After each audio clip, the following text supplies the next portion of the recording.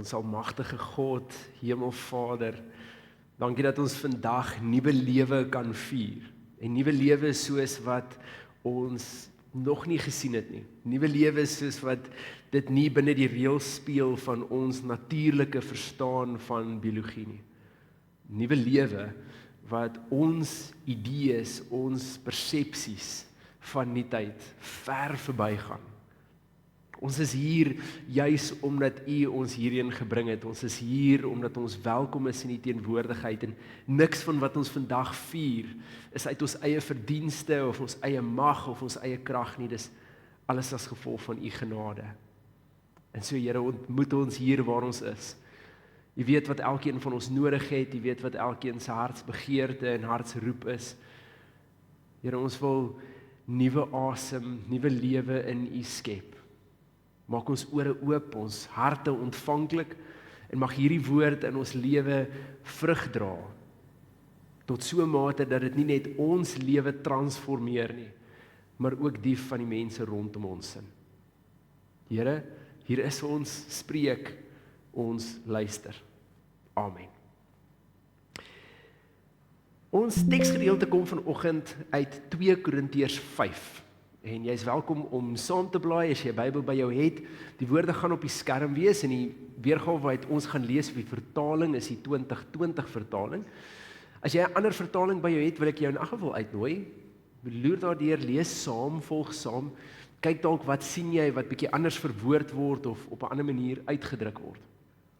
Ons vier vanoggend Opstanding Sondag.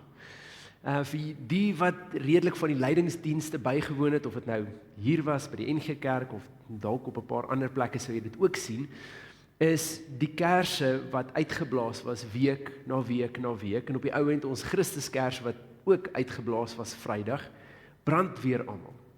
Met die beginsel die viering van nuwe lewe. En een van die goed wat ons vier wanneer ons nuwe lewe vier is die feit dat ons 'n nuwe skepping is, 'n nuwe mens. Maar die vraag is, ek en jy sit nog baie keer met ons bagasie, ons issues, ons persoonlikheid, ons wat ook al dit mag wees. En dan is dit baie keer moeilik om te sien wat hieraan presies is nuut. En wat beteken dit om 'n nuwe mens te wees?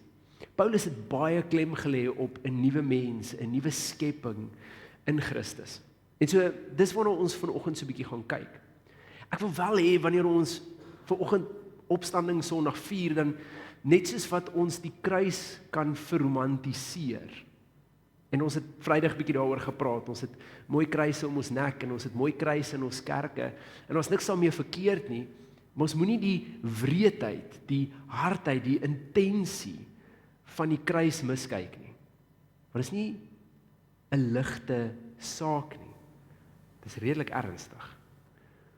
Net so die opstanding ook. As jy vir 'n oomblik jouself indink en jou in die disippels se skoene sit. Hulle is besig om te wag. Te wag vir hierdie verlosser wat hulle gesien het gaan kom, en hulle weet Jesus gaan op 'n ander manier verlos as dit wat die Fariseërs verwag het en die res van die Joodse volk verwag het. Maar dan sterf hy die wreedste moontlike dood voor hulle. En die disippels het familie verlaat en werk verlaat, beroepe verlaat, hulle posisie in die samelewing agtergelos. Hulle sit nou met niks. Want Jesus is nie eers by hulle nie. Die een vir wie hulle alles gelos het, het voor hulle oë gesterf. Daar's nie iets meer aan hierdie storie nie, dis die punt. Dis ook die stuk afwagting en leegheid wat ons vier op Saterdag, op Stil Saterdag. So wanneer Jesus dan weer aan hulle verskyn, dan is dit 'n nuwe hoop. 'n Nuwe hoop tot so 'n mate, dat die vraag eintlik dalk is, nadat ons gesien het wat ons nou gesien het, hierdie wrede sterf op Vrydag en hierdie opstanding op Sondag, wat is nog onmoontlik? Wat kan moontlik nog buite God se bereik en buite God se beheer wees? En dit skep in ons totaal en alle nuwe hoop. So, met dit in gedagte, kom ons lees ons teksgedeelte. 2 Korintiërs 5 vers 14 tot 21 sê: Die liefde van Christus dryf ons, omdat ons tot die insig gekom het, dat indien een vir almal gesterf het, almal dan gesterf het. En hy het ter wille van almal gesterf, sodat die wat leef, nie meer vir hulle self sal leef nie, maar vir hom wat ter wille van hulle gesterf het, en opgewek is. Gevolglik, ken ons van nou af niemand meer na sy uiterlike nie. Selfs al het ons Christus eens na die uiterlike leer ken, ken ons hom nou nie meer so nie. Daarom, as iemand in Christus is hy 'n nuwe skepping. Die ou dinge het verbygegaan, kyk, hulle het nuut geword. En dit alles kom van God af, wat ons deur Christus met homself versoen het, en aan ons die bediening van die versoening gegee het. Dit bestaan daarin dat God in Christus die wêreld met homself versoen het, deur hulle nie hulle oortredings toe te reken nie. En hy het aan ons die boodskap van versoening toevertrou.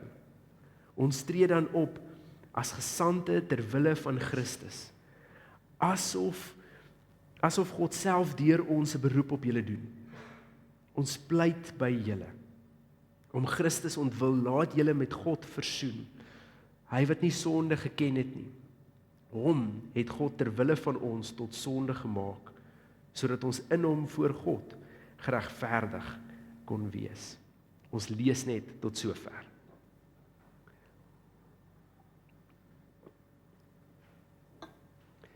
So, kom ons verpak gou 'n bietjie dit wat Paulus hier sê. Paulus begin met hierdie hele idee dat ons nuut gemaak word. Hy noem eintlik dat ons niemand meer volgens hulle uiterlike ken nie. En hy gebruik die voorbeeld, hy sê ons het Jesus eens deur sy uiterlike geken. Met ander woorde, ons het gesien Jesus kom en ons het probeer sin maak van wie hy is en wat hy hier kom doen. Party het gevra, van die fariseërs het gevra, wat se goed kan nou ooit uit Nasaret kom? Ander het gevra, maar is hy nie die seun van Josef nie? Die skrynwerker, is dit nie wie hy is nie? Ander het gesê, ons verwag 'n Messias wat moet kom met mag en geweld en met krag, iemand om die Romeine omver te gooi, en hierdie man praat van vrede en mekaar lief hê. En so op uiterlike sig was Jesus nie iets veel om te sien nie. Dit het nie gepas by die narratief en die prentjie van dit wat die Jode gehad het vir die tyd nie, en die idee was, wat's eintlik hier besig om te gebeur? Terwyl wat Paulus dan sê is, ons het eintlik geleer om verder te kyk as dit. Want in dit wat Jesus op die ou end gedoen het, nie net in sy wonderwerke en in sy lerings nie, maar om op die ou end sy lewe neer te lê en weer op te staan, het vir ons 'n blik gegee op Jesus wat die uiterlike nie kon sien nie. En so gevolglik gebruik Paulus hierdie argument en sê, net soos wat ons na Jesus aanvanklik na sy uiterlike gekyk het en agtergekom het, daar's veel meer aan die gang, soos ons veronderstel om niemand om ons op hulle uiterlike te beoordeel nie, want almal wat in Christus is nuut, 'n nuwe skepping. Die ou het verbygegaan en die nuwe het gekom. En dan gaan Paulus bietjie verder en hy verduidelik iets daarvan. Hy vertel hoe, soos wat een mens sou sondig en almal is eintlik sondig, het een mens gesterf en dit was vir almal. En hierin vertel hy dan ook, daar's eintlik 'n groot ruil wat gebeur het. Die mooi ding hiervan is, God het die eerste tree tot versoening gegee. So, julle hoor hier dat dit nie ons is wat die eerste tree gegee het nie, of ons was wat probeer uitreik het en redding ontvang het nie. Dit was God wat alles eers met homself versoen het. En dat hierdie versoening nou oop is vir my en jou. 'n ruiltransaksie. En die ruiltransaksie lyk so. Hy vat ons sonde in ruil vir sy geregverdigheid. So in ander woorde, hy vat alles wat jou weghou van God, en dit sal hy sit op hom, en in ruil daarvoor kan jy Jesus se regte posisie met God kry. Die feit dat Jesus se saak reg was met God, daai is ons geskenk, dis ons pakkie. En dis wat ons ruil vir ons sonde, ons stikkindheid en ons gebrokenheid. Die woordjie wat vir hierdie sonde, wanneer dit sê en Jesus het sonde geword, Ons sonde was op hom. Die woord in Grieks wat daar gebruik word, verduidelik nie dat Jesus 'n sondaar geword het nie, maar dat Jesus 'n sondeoffer geword het. Amper dalk so 'n bietjie soos 'n sondebok waarvan ons praat, nê? Nee? In antieke Israel was die gedagte dat die foute wat jy begaan het, sou jy sit op hierdie bok of lammetjie, en hierdie bok of lammetjie sou dan geslag geword het. Hulle bloed op die altaar gesprinkel word, en dit was 'n sondeoffer vir jou. Dis nie dat die bok of die lam enigsins 'n sondaar geword het nie. Dis dat dit die prys vir jou sonde in daardie oomblik kon betaal. En dis presies wat Jesus doen. Hy's bereid om hierdie ruiltransaksie met ons aan te gaan. Jou niks vir sy alles. Jou onheiligheid vir sy heiligheid. Jou afstand vir God, vir sy nabyheid en intimiteit met die Vader. Dis die ruiltransaksie. En as jy op papier na dit kyk, is dit, hoe sê hulle, 'n no-brainer. Dis eintlik aangrypend dat Jesus enigsins met ons hierdie ruiltransaksie sal aangaan. So nou sit ons op Opstanding Sondag met die wete van wat Vrydag gebeur het. Die hoop wat in ons leef, want as Christus nie opgestaan het nie, dan het hierdie verhaal homself ook nie voltooi nie. Ek hoor 'n predikant eendag sê, dis eintlik redelik maklik om tussen die Christelike geloof en ander gelowe te kies. Die Christelike geloof is die enigste ene waar die profeet of die leier of die held van die evangeliese verhaal weer opgestaan het uit die dood. En as jy by kruispad kom, die pad split in twee, en daar op een pad lê daar 'n dooie man, en op die ander pad is daar 'n lewende man. Wie gaan jy eerder vra vir rigting? Dis redelik maklik. Dis 'n baie vereenvoudige manier om te sê wat Paulus ook gesê het. As Christus nie uit die dood uit opgestaan het nie, dan was ons hoop verniet. Maar nou sit ons op Opstanding Sondag. Ons hoor dat ons hierdie ruiltransaksie gemaak het, God se geregverdigheid vir ons sonde, ons saak met God is reg, en is nie oor wat ek gedoen het, of wie ek is, of wat ek reg doen of verkeerd doen nie, dis oor wie God is, en dis dit. Maar wat dan nou? Wat beteken dit om 'n nuwe mens te wees? Want Paulus bly praat van hierdie nuwe mens, en bly praat van dat ons nie meer na die uiterlike alleen kyk nie. So wat beteken dit? Dis eintlik besonders dat om nuwe mens te wees in die eerste paar woorde van Jesus se gebed opgesom kan word. En die eerste daarvan is ons bloedlyn, ons nuwe familie. So in Matteus 6 is Jesus besig met die bergprediking, en in die middel van die bergprediking noem hy 'n gebed. Hy leer die mense hoe om te bid en hoe hulle moet bid en die beginsels rondom gebed, en dan sê hy, so moet julle bid, en hy begin met die woorde, ons Vader wat in die hemel is. So moet julle bid, ons Vader. Nou, vir my en jou het dit dalk al 'n gewoonte geword, want dis hoe ons God ken, Vader, Seun en die Heilige Gees, dis my hemelse Pa. Maar kom ek verduidelik jou hoe aangrypend moes dit wees vir die mense wat daar gesit het, en dalk as jy verstaan hoe aangrypend dit vir hulle was, kan jy verstaan dat 'n paar fariseërs gesê het, hierdie man verdien dalk net mooi die dood. So, vir die mense wat rondom Jesus gesit het tydens die bergprediking, sou hulle 'n paar goed verstaan het. Die eerste daarvan is dat jy nie net by God kan uitkom nie. Daar's 'n priester, en nie net een priester nie, 'n paar priesters tot by die hoëpriester. So as jy by God wil uitkom, moet jy deur hierdie reeks van heilige mense werk, wie God gekies het. Dis nie net 'n beginsel dat ek by God kan uitkom nie. En die Israeliete was ook gewoon dat God daar is en ek is hier. In elke verhaal reg deur die Ou Testament, as iemand in die berg opgegaan het om God te ontmoet, of dit Moses of Elia was, wie ook al aan die voet van daai berg geraak het, sy lewe was in gevaar. Want dit was die geestelike beginsel waaroor ons Vrydag gepraat het. Die beginsel dat ek in my gebrokenheid nie kan kom by 'n God wat heilig en ewig is nie. Dis net 'n eenvoudige geestelike beginsel. As ek by God kan uitkom in my stikkendheid, dan beteken dit of ek is heilig, en stikkendheid kan nie heilig wees nie, of my God is nie regtig so heilig nie, hy is ook maar net 'n mens. So, ek kan nie by God uitkom nie, en so, dit was die Israeliete se normale dag in hulle lewe. Hier's afstand tussen my en God, en as ek enigstens naby God wil kom, dan moet ek by die tempel kom, en ek moet deur priesters werk, en ek moet vir my sonde 'n offer bring, en dan nog steeds, wanneer God met my praat, sal dit deur my rabbi wees. So daar's 'n afstand. Die ander ding wat hulle sou verstaan het vir hierdie tyd waar hulle in sit, was dat jou bloedlyn alles is. Onthou dat dit 'n wêreld was wat met eer en skande gewerk het. As jy van 'n familie was wat goeie eer gehad het en goeie stand in die samelewing en omgewing gehad het, dan het dit met jou goed gegaan. Jy kon besigheid doen, mense het jou aanvaar, mense het saam met jou pad gestap, jy was ingesluit in die gemeenskap. Maar as jy van 'n familie afgekom het wat nie baie goeie eer gehad het nie, wat 'n slegte naam gehad het, dan was jy uitgestoot. En maak nie saak hoe goed en oulik en perfek jy was nie, jy sou nie kon regkry wat iemand anders regkry nie. Niemand sou jou besigheid ondersteun of jou enigstens as mens ondersteun nie. Die samelewing en die gemeenskap sou jou nie insluit nie. Jy sou buite gestaan het. Punt.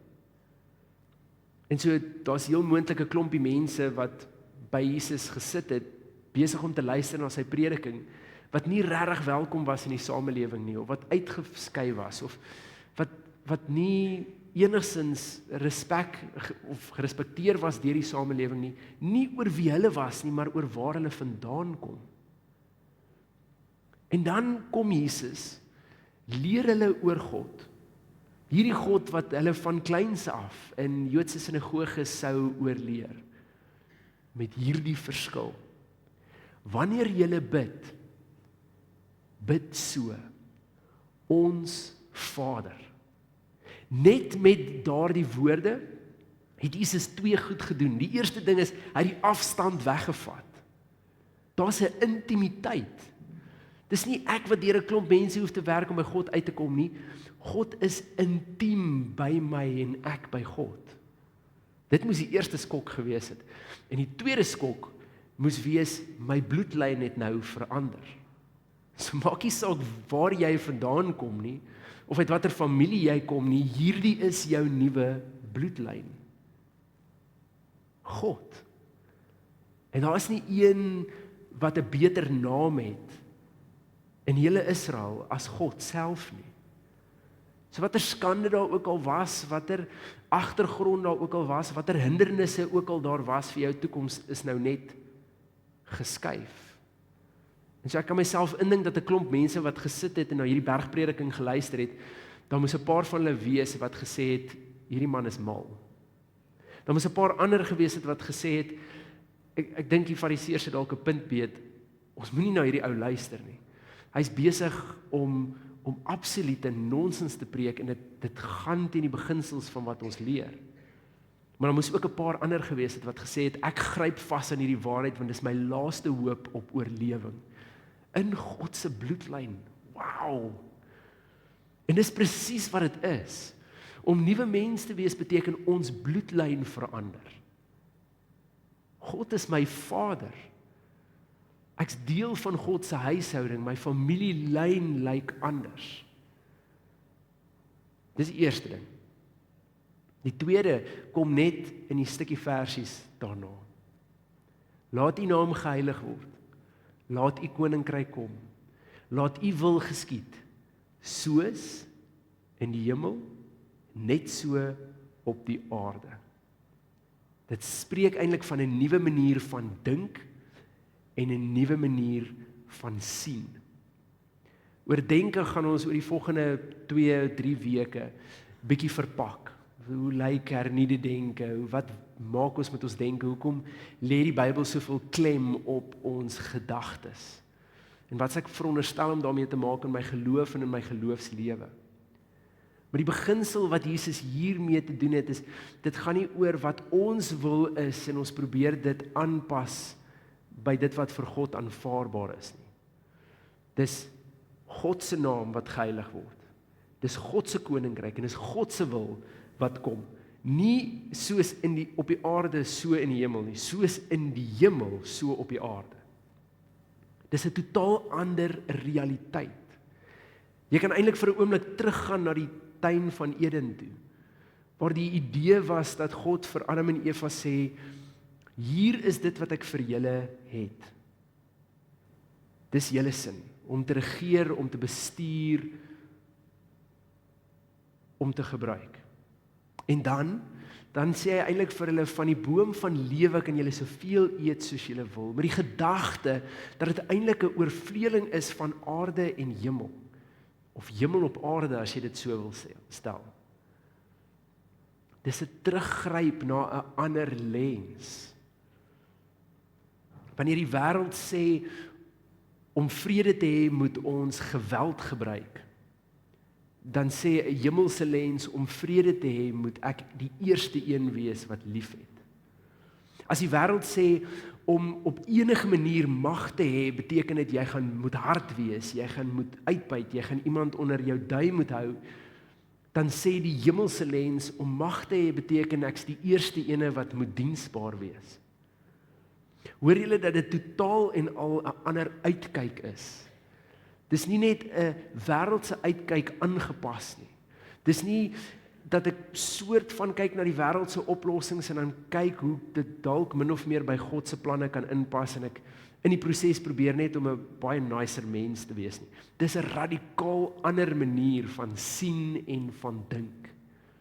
Om 'n nuwe mens te wees beteken ek weet wie ek is. En ek's nie net 'n gelowige wat hier is en God daar ver is en ek moet eers God probeer tevrede stel nie.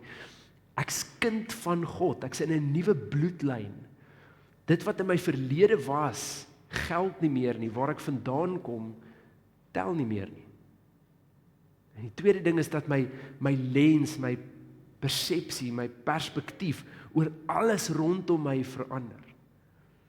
So 'n goeie manier om hierdie dalk juis in te oefen vir ons as nuwe mense is om jouself elke dag te herinner oor wie jy is. En hierdie is nie om jouself op te blaas nie, dis om jouself te herinner, nie dat jy so goed en fantasties is nie, dis om jouself te herinner, wat's my posisie met God? Want as daar in enige gegewe oomblik voel dat daar iets is wat tussen my en God kom, dat ek met my uitdaging, my probleme, my bagasie, my foute nie by God kan uitkom nie, dan erns is ek besig om die leuen van die vyand te glo dat ek net beter moet wees om by God te wees. Ons weet hierdie ruiltransaksie het plaasgevind. Jesus het nie gesê wees beter mense sodat jy by die Vader kan uitkom nie. Jesus het gesê ek word sonde sodat jy my geregverdigheid kan vat. Ek ruil die posisie wat ek met God het, ruil ek vir jou posisie met God. Ek sal in jou plek staan waar daar afstand is. Staan jy in my plek waar hy jou Vader is. So herinner jouself daarvan. En dan wanneer jy die dag ingaan, dan kies jy doelbewus nie om na die wêreld te kyk, al die wêreldse oplossings te oorweeg en kyk, wat is die beste moontlike oplossing, wat die naaste kom aan God se liefde, of die naaste kom aan God se vergifnis nie. Dan kyk ons na die wêreld en sê, hoe sien God hierdie situasie? As ek in hierdie omstandigheid, of dit 'n konfliksituasie is, of dit 'n krisis is in my lewe, in my verhoudings, of in gesondheid, of dit in besigheid is, of by die werk is, watter situasie dit ook al mag wees, moet die eerste vraag eintlik wees, as ek in hierdie omstandighede bid, Here, laat U wil geskied, soos in die hemel, so ook op die aarde. Laat U koninkryk kom, soos in die hemel, so ook op die aarde. Laat U naam geheilig word, soos in die hemel, so ook op die aarde. Wat moet hier gebeur? En wat's my rol om dit te laat gebeur? Dis hoe ons die wêreld op 'n nuwe en 'n ander manier aanpak. En jy gaan agterkom, ons sit dan nog steeds soms met ons temperamente en ons persoonlikheid, met ons bagasie.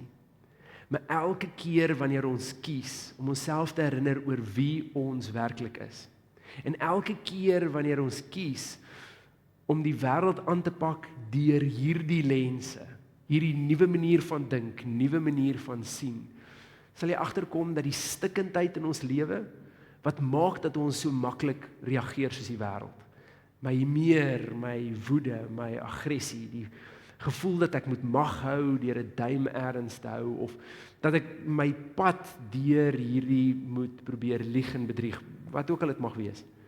Daai seer begin al hoe meer genees by God. Al hoe meer heel word by God. Maar dit begin by hierdie. Ons is 'n nuwe mens. En die geleentheid wat ons het is om dit op te neem. Dink een van die hartseerste goed is as ons as gelowiges maar net aangaan soos die wêreld. En ons geloof verkondig as 'n morele manier om in die wêreld te leef. Dis 'n afgewaterde weergawe van Christendom. En ek kan jou waarborg, dis nie 'n Jesus wat sy lewe vir die wêreld sou gee nie. Maar ons het 'n God wat bereid was om mens te word, wat bereid was om in my en jou plek te staan, ons posisies te ruil. Al wat dit eintlik van my en jou verg is om net te begin optree soos gered is. Onsself te herinner oor wie ons is in God, kind en vader. En om al hoe meer die wêreld om ons deur hemelse lense te begin sien. As jy tot op hierdie punt nie heeltemal seker is om al hierdie bymekaar te trek nie, of wat nou eintlik hier gesê word nie, dan hier is die kern van vandag se boodskap. Die nuwe mens kyk na die wêreld en omstandighede deur God se oë. As nuwe mens kyk ons na die wêreld, die omstandighede, die situasies om jou deur die oë van God. En moenie die fout maak om na die wêreld te kyk deur jou eie oë en dan net te kyk waar jy soms die goeie goed van geloof kan byvoeg nie. Die manier hoe Jesus geleef het en mense gesien het en situasies benader het, was radikaal anders.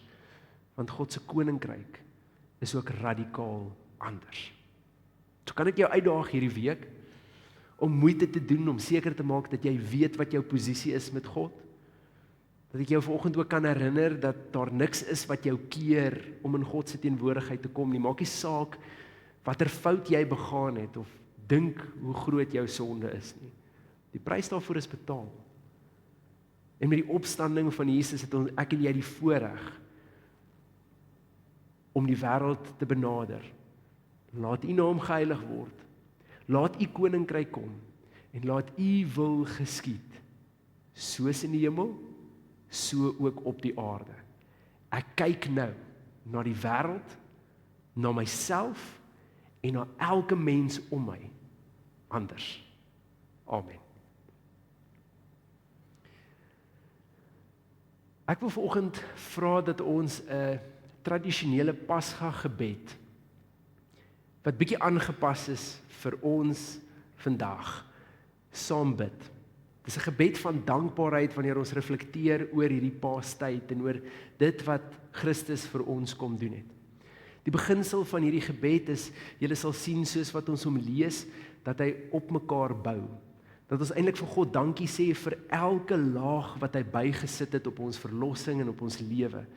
En dat selfs as hy nie al hierdie goed vir ons gegee het nie, maar net die eerste ding, sou dit al vir ons genoeg gewees het. So, net om jou te verduidelik hoe hierdie werk, ek gaan die gedeeltes lees wat in gewone teks is, en dan antwoord ons as gemeente alles wat in bold is. En jy sal sien aan die einde van die gebed, verander dit 'n klein bietjie, so volg maar net op die skerm. As U net na ons gekom het as mens, om tussen ons te leef, maar nie ons U woorde, U gesag en U liefde geleer het nie. As U ons U woorde, U gesag en U liefde geleer het, maar nie die siekes gesond gemaak het en die gebrokenes herstel het nie. As U die siekes gesond gemaak het en die gebrokenes herstel het, maar nie die waarheid verkondig het wat duisternis laat wyk nie. As U die waarheid verkondig het wat duisternis laat wyk, maar nie die las van ons sonde op U geneem het nie. As U die las van ons sonde op U geneem het, maar nie die pad van lyding geloop het ter wille van ons nie. As U die pad van lyding geloop het ter wille van ons, maar nie aan die kruis gebly het totdat alles volbring is nie. As U aan die kruis gebly het totdat alles volbring is, maar nie in die graf gelê het om met ons sterflikheid te vereenselwig nie. As U in die graf gelê het en met ons sterflikheid vereenselwig het, maar nie opgestaan het om die dood vir ewig te oorwin nie. As U opgestaan het en die dood oorwin het, maar nie ons uit genade as U kinders aangeneem het nie. Maar U het verder gegaan. U het ons uit genade aangeneem as kinders. U het ons U Gees gegee. U nooi ons in die lig en U hou ons naby U hart. En dit alles saam is meer as genoeg. Amen. Kom ons staan, dan sing ons 'n loflied.